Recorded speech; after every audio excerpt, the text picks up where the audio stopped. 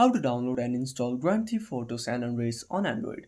Hi everyone, this is Max. I hope you are doing great, so let's start without wasting time. First, open up your Play Store, tap on the search icon and search for Grand Theft Auto San Andreas.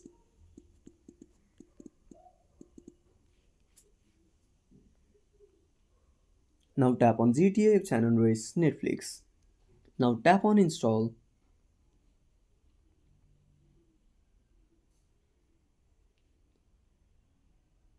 But keep one thing in mind, if you want to play this game you must have a Netflix account.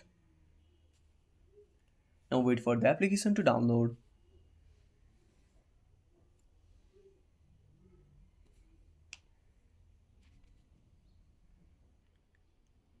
Now after installing, tap on play.